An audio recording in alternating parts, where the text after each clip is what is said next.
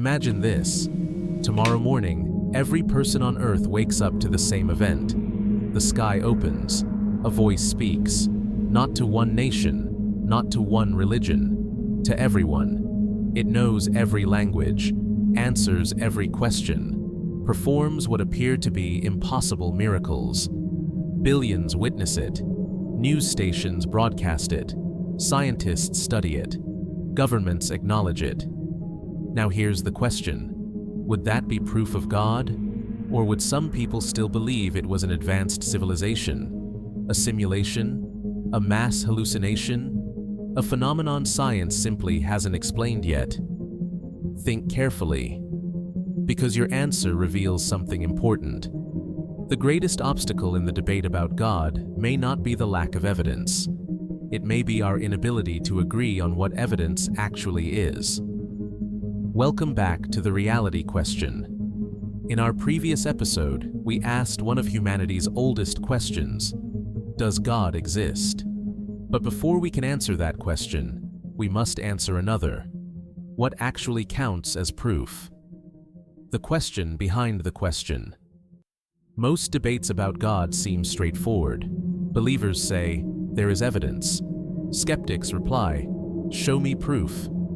Simple enough, except it isn't. Because both sides often mean completely different things when they use the word proof.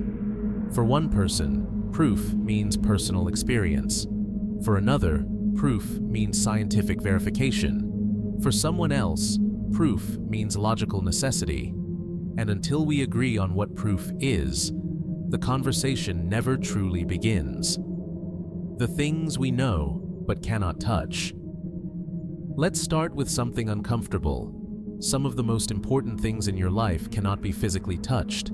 Love, beauty, justice, meaning, hope. You cannot place them on a scale. You cannot isolate them in a laboratory. Yet few people would argue they are not real. You know them through experience. Their reality is revealed through their effects. Now consider consciousness. At this very moment, you are aware that you exist. You are having an experience. Science can study the brain. It can observe neural activity. But there remains a profound mystery. Why is there an inner experience at all? Why does awareness exist? Nobody fully knows. And yet, nobody doubts consciousness is real. This should make us pause, because it suggests that not everything real is known in exactly the same way. The limits of every tool. Imagine trying to detect radio waves using a thermometer. The thermometer would fail, not because radio waves don't exist, but because it is the wrong tool. Every tool has limits. A microscope reveals certain truths. A telescope reveals others. Mathematics reveals things neither can. The question then becomes, if God exists, what kind of reality would God be? A physical object? A force? A mind? The source of reality itself?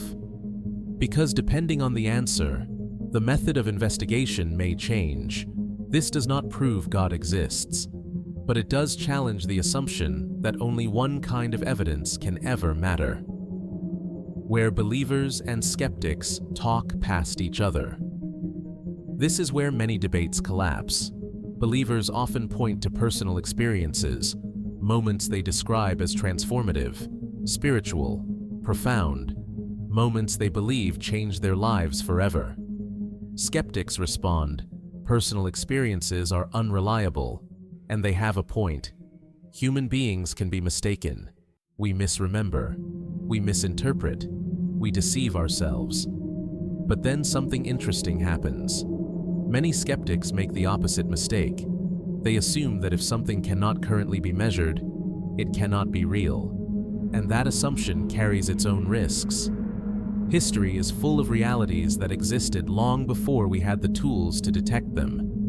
The universe has repeatedly proven itself to be stranger than our expectations.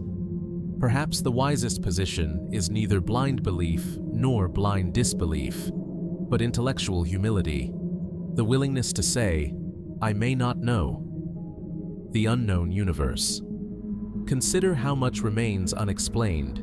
Dark matter, dark energy, the origin of consciousness, the nature of time, the existence of physical laws, why mathematics describes reality so effectively, and perhaps the greatest mystery of all, why anything exists at all.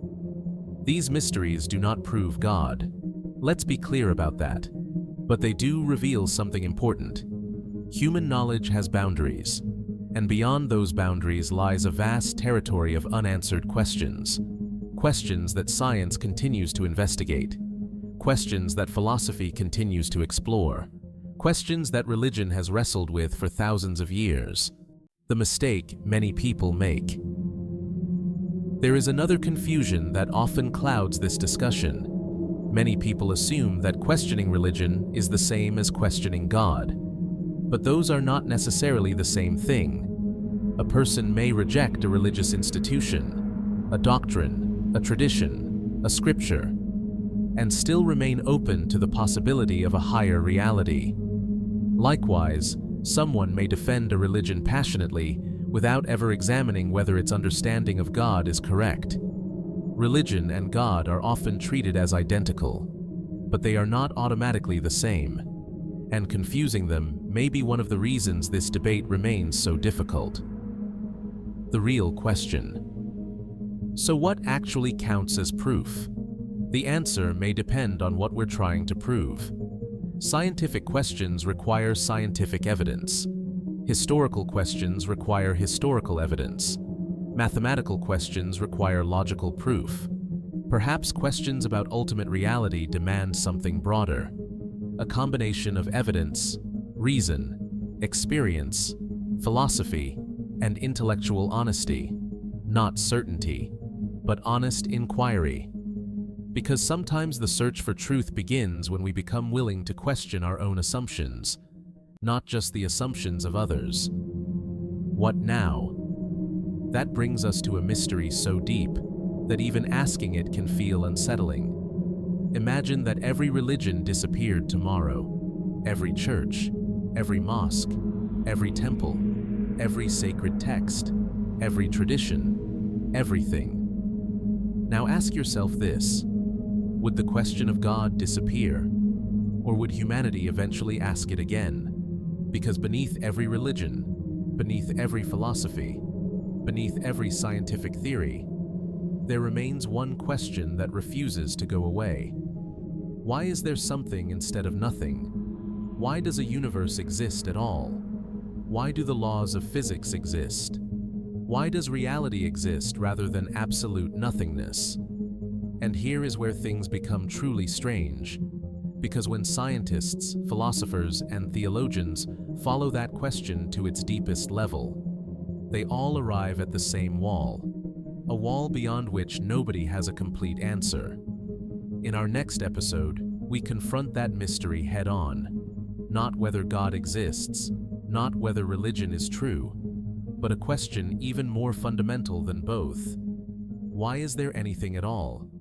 And once you see how deep that question goes, you may never look at reality the same way again. Subscribe to The Reality Question. Stay curious, keep questioning, and I'll see you in the next episode.